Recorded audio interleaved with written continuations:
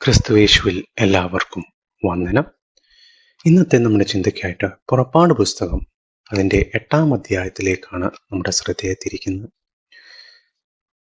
8-ാം അധ്യായത്തിൻ്റെ 25-ഉം 26-ഉം വാക്യത്തിൽ ഫറവോൻ മോശയോട് പറയുന്ന ഒരു കാര്യമുണ്ട്. ദേശത്ത് വെച്ച് തന്നെ നിങ്ങളുടെ ദൈവത്തിന് യാഗം കഴിപ്പീൻ. അപ്പോൾ മോശ 26-ാം വാക്യത്തിൽ പറയാണ്, അങ്ങനെ ചെയ്താൽ അത് തെറ്റാണ്.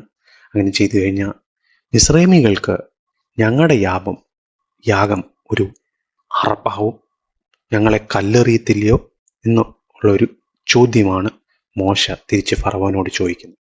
അപ്പൊ എന്തുകൊണ്ടാണ് ഫറവോൻ ഇങ്ങനെ പറഞ്ഞത്?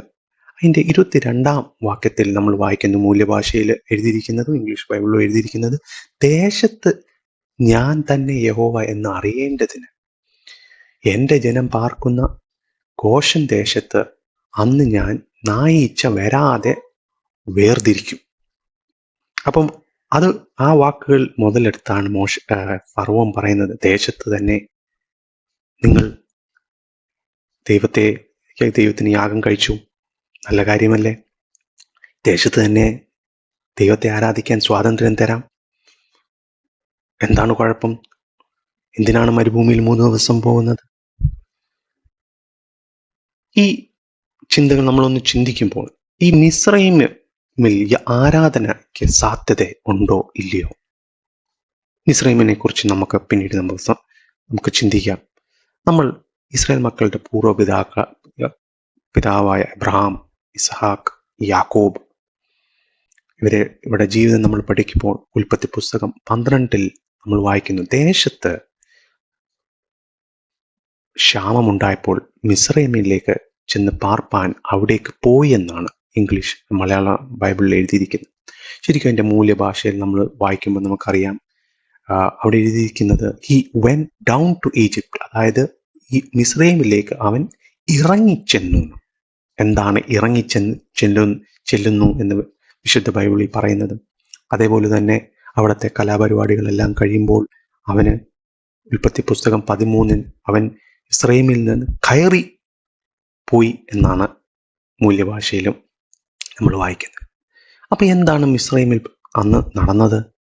നമുക്കറിയാം, ഉൽപ്പത്തി പുസ്തകം 12-ൽ നമ്മൾ വായിക്കുന്നു, അവിടെ അവൻ ആടുമാടുകളെ കെട്ടി, കഴുതകൾ കെട്ടി, കഴുതകളും ആൺകഴുതകളെയും കെട്ടി, കൂടെ ദാസന്മാരും ദാസിമാരെയും കെട്ടി.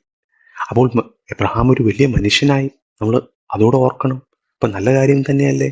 മിസ്രൈമിൽ തന്നെ ദൈവത്തെ ആരാധിക്കുന്ന ഒരു ചിന്ത ഇങ്ങനെ ഫറവോന്റെ മനസ്സിൽ വന്നപ്പോൾ അത് മുതലെടുക്കുകയല്ലേ വേണ്ടിയത് ദൈവജനം?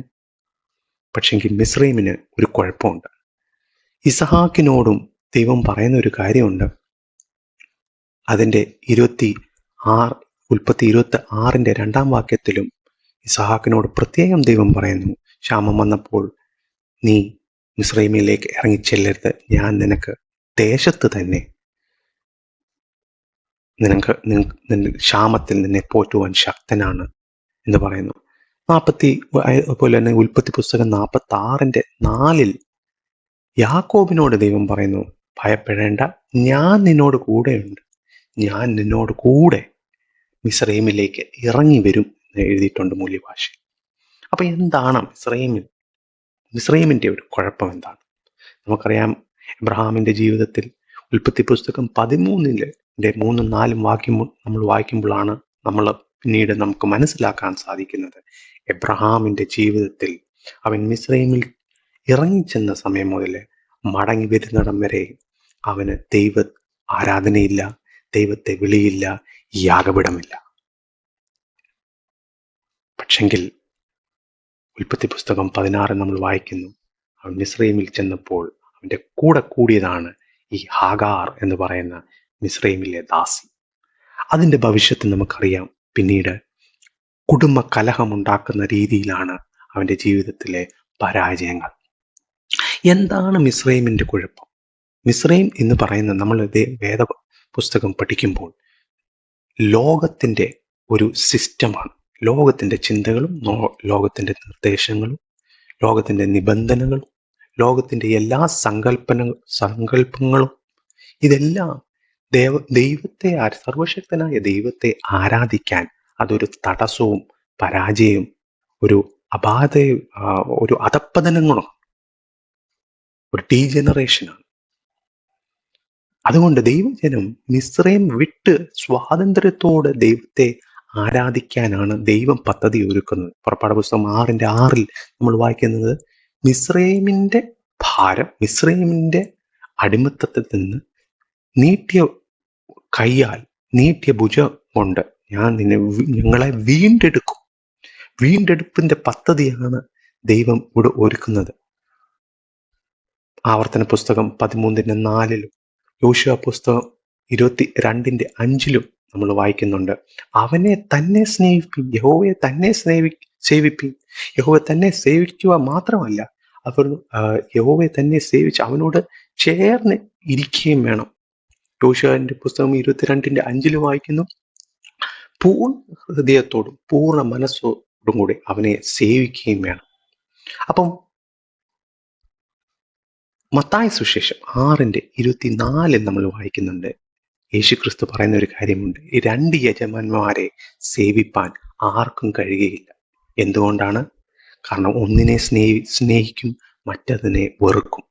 ഒന്നിനെ ത്യജിക്കും, മറ്റൊന്നിനെ പറ്റിച്ചേർന്നിരിക്കും.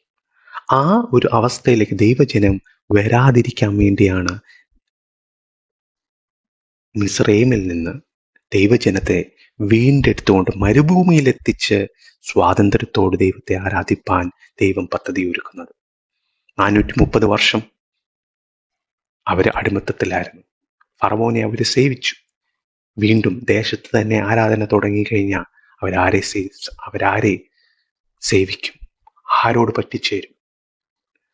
ഇതുകൊണ്ടാണ് ഗലാത്യർക്ക് എഴുതിയ ലേഖനം 5:1 പറയുന്നത്, സ്വാതന്ത്ര്യത്തിനായിട്ടല്ലോ ക്രിസ്തു നമ്മളെ സ്വതന്ത്രരാക്കി ഇരിക്കുന്നത്. കാരണം ഈ ലോകത്തെ ജയിച്ചവനാണ് നമ്മുടെ ക്രിസ്തു. ഈ ലോകത്തിന്റെ എല്ലാ പ്രലോഭനങ്ങളും ജയിച്ചവനാണ് നമ്മുടെ ക്രിസ്തു. അപ്പോൾ ഇങ്ങനെ വീണ്ടെടുത്തോണ്ട് വന്ന ദൈവജനത്തോട് ആവർത്തന പുസ്തകം 7-ാം വാക്യത്തിൽ നമ്മൾ വായിക്കുന്നുണ്ട്, ബലമുള്ള കൈയും നീട്ടിയ ഭുജവും കൊണ്ട് നിങ്ങളെ വീണ്ടെടുത്തു എന്ന് നിങ്ങൾ നല്ലവണ്ണം ഓർക്കണം.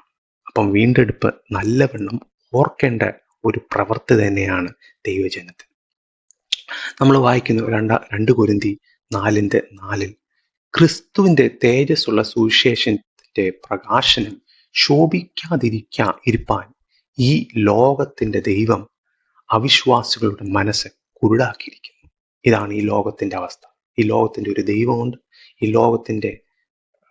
ലോകത്തിൽ വിശ്വാസിക്കാത്തവരുടെ മനസ്സ് കുരുടാക്കിയിരിക്കുന്നതായിട്ടാണ് ദൈവവചനത്തിൽ നമ്മൾ വായിക്കുന്നത്.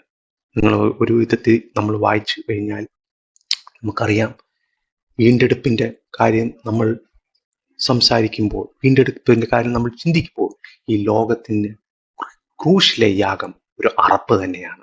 ക്രൂശിലെ ചിന്തകൾ ഒരു അറപ്പ് തന്നെയാണ്.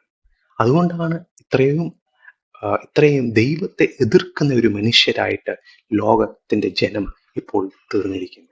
ഈ ചിന്തകൾ നമ്മൾ ഒന്ന് ചിന്തിക്കാൻ വേണ്ടി, നിങ്ങൾ ഒന്ന് ഗ്രഹിക്കാൻ വേണ്ടി ക്രിസ്തുവിൽ പ്രാർത്ഥിച്ചുകൊണ്ട് ഞാൻ ഈ വാക്കുകൾ അവസാനിപ്പിക്കാം.